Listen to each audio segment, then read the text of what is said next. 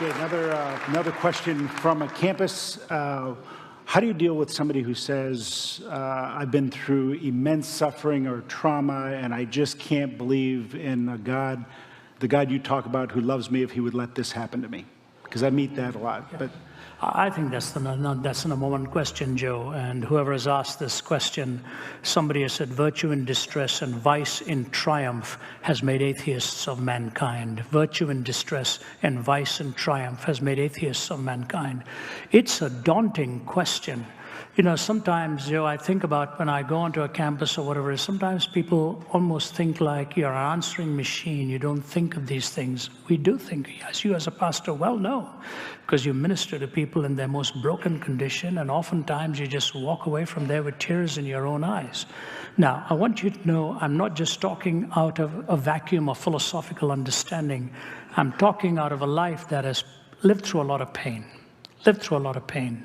I was in my 20s when I lost my mother, and if it were not for my mother, I wouldn't have made it. I would not have made it. She's the only one who had the hope that somehow I could be rescued in life. And to lose her that early was hard. I lost my dad 5 years after that. And in the 1980s, I injured my back very badly. And I've had 2 major heart surgeries. As I stand before you, I have 2 titanium rods in my back that goes from L3 to S1, and I'm bolted down with 8 screws and 4 clamps. And for years and years and years, I would wake up and I would never know how the morning was going to be. I remember the days I'd sit in my car with the steering wheel in front of me. I'd park, put my head on the steering, and just cry in agony. The pain was just so bad. Any one of you who's had serious back issues, you know how psychologically and emotionally debilitating it can be. So I'm talking to you not out of the theoretical side. But let me move now to the theoretical side and then get to the applicational side. C.S. Lewis used to say this: no question has been fully comprehended until it has been fully posed and its assumptions understood. No question has been comprehended until its assumptions have been understood after it has been fully posed. So, if a person, for example, says, I don't believe in God because there is too much evil in this world. I've had that said to me in a university setting in Nottingham. I've used that illustration so many times. A guy stood up and said, too much of evil in this world, there's no God. And I said, you don't believe that? He said, I do. We carried on this way for a back and forth. Some of you have probably seen it in my books or in my Q&A CDs or whatever it is. And I said to him, when you say there's such a thing as evil, aren't you assuming there's such a thing as good? He said, yes. I said, when you assume there's such a thing as good, aren't you assuming there's such a thing as a moral law by which to differentiate between good and evil? You must have a point of reference by which to differentiate between good and evil. He sort of hooed and hawed about that a bit, and I gave him the illustration of Bertrand Russell debating the Jesuit philosopher Frederick Copleston. When Copleston said to him, Mr. Russell, how do you differentiate between good and bad? Russell said, the same way I differentiate between blue and green. Copleston said, wait a minute, you differentiate between blue and green by seeing, don't you? He said, yes. How do you differentiate between good and bad? And here's this brilliant mathematician philosopher. Do you know what his answer was? On the basis of my feeling. What else? Well, Copleston was kind. Had I been there, I'd been very tempted to say, Mr. Russell, in some cultures they love their neighbors, in other cultures they eat them. Do you have a personal feeling about which is better of these two? See, when you say there's evil, there's good. When you say there's good, there's a moral law, and he granted that. I said, but if you assume there's a moral law, you must posit a moral lawgiver, but that's whom you're trying to disprove and not prove. If there's no moral lawgiver, there's no moral law. If there's no moral law, there's no good. If there's no good, there's no evil. What is your question? He stood there, looked at me, and said, what then am I asking you? I knew what he was asking me. But I was just trying to remind him, logically, this is a chaotic question as much for the questioner as it is for the one being questioned. There is no absolute morality without God. So if the question is meaningful, God has to remain within the paradigm. If there is no God, it's a meaningless, emotive question. It is not logically consistent. So logically, you have to evaluate the question, and God has to remain in the paradigm. Number two, if that is the case, then we have to realize that what has ultimately brought evil and suffering in this world is our departure from God. Sin is a violation of purpose.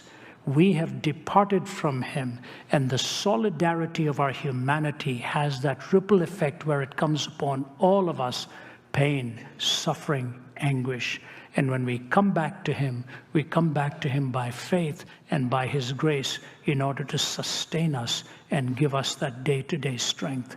So if you are suffering as a person, as a questioner, I just say to you, first remember what Chesterton said: when belief in God becomes difficult, the tendency is to turn away from Him, but in heaven's name, to what? When belief in God becomes difficult, the tendency is to turn away from Him. In heaven's name, to what? What paradigm are we going to turn to answer this question? Are we going to say it doesn't matter or it's not real? So I give you two illustrations, what I want to sustain you with here. Annie Johnston Flint was one of the greatest hymn writers. If you read her biography, it's called The Making of the Beautiful, written by Roland Bingham. She was born as Annie Johnston. Shortly after that was orphaned and raised by the Flint family, and so she's known to the world as Annie Johnston Flint. She suffered a lot in her life. She got rheumatoid arthritis till she was twisted up in bed for many, many decades. She had cancer inside of her. She was incontinent and lived on diapers, and blindness started to overtake her.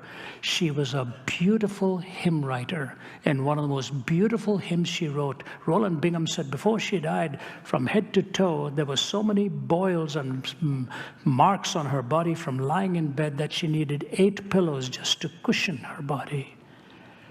And she wrote this: He giveth more grace when the burdens grow greater.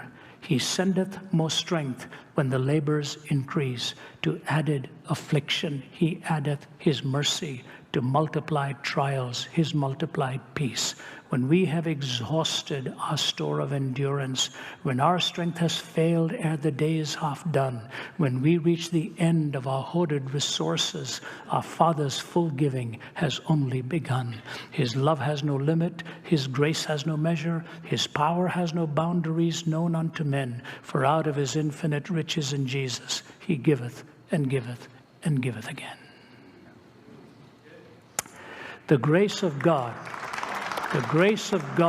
that sustains you will be the testimony that will carry you ultimately to the end of the day. And you know what? This is not a cakewalk.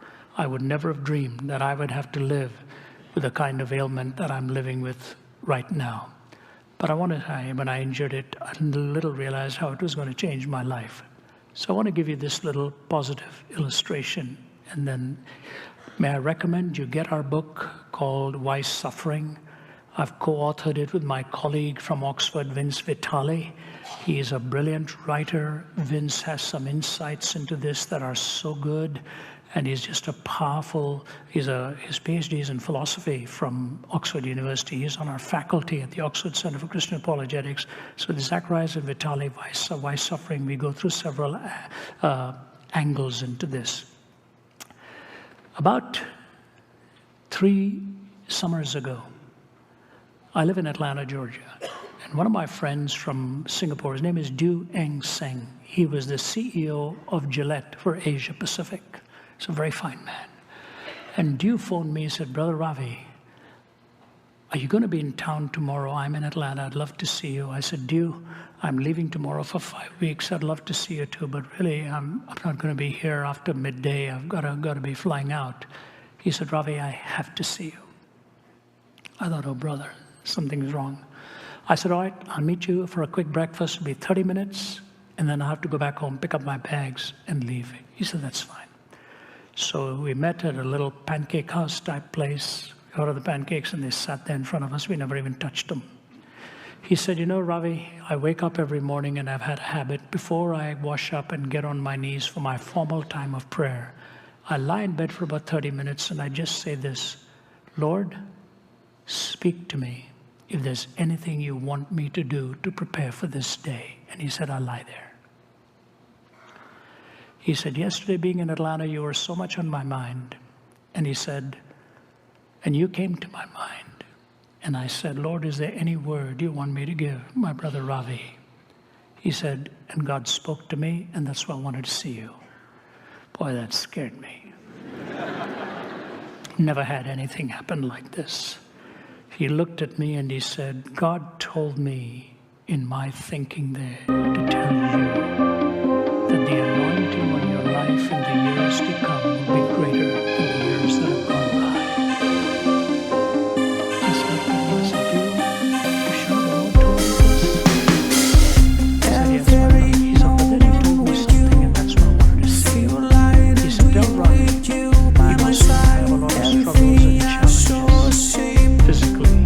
But I'm going to take care of it. 3, 4, 5. I'll be right here loving you. I'll be right here loving you. I'm here to tell you. I'll be right here loving you. I'll be right here loving you. You, the beat that my head into. With every word you say, my love for you get deep.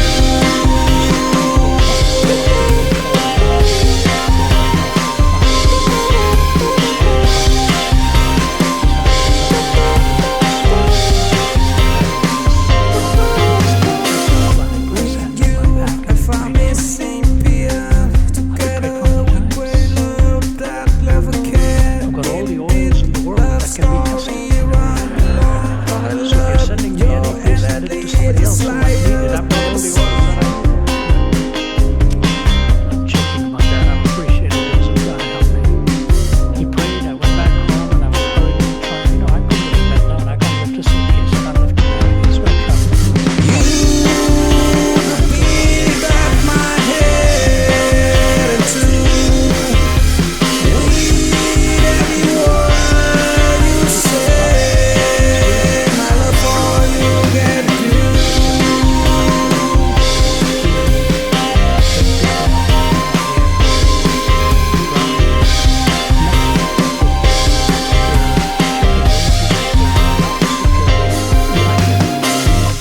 Tie my shoelace because I could not cross my legs.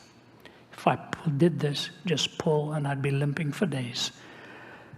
Without even thinking, I sat on a chair, crossed my leg, and started to tie my shoelace. And he looked at me and said, what are you doing? From that day till now, I have never had any pain in my back.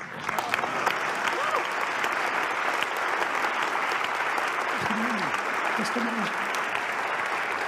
Am I nervous that it might return? O ye of little faith? Do I have tightness? Am I have to be careful? But Thomas travels with me, and I'll tell you, I do naughty things. I'll pick up my suitcase, pick up my bags, put them up there. I'll do all kinds of things. I just say, Lord, if you're really healed, man, I need to at least be able to put my briefcase up on the top out there. I don't know what it means, but I just want to tell you, God works on a timetable. He didn't come for Lazarus when they wanted him to come for Lazarus. He said, this is done that the work of God might be displayed about the blind man whom he healed. If you're struggling with a personal physical malady, God works with a timetable, and don't be shocked if one day he meets you in that need and you are well again. It may be that the ultimate translation will come into his very presence. I can't guarantee how it'll work.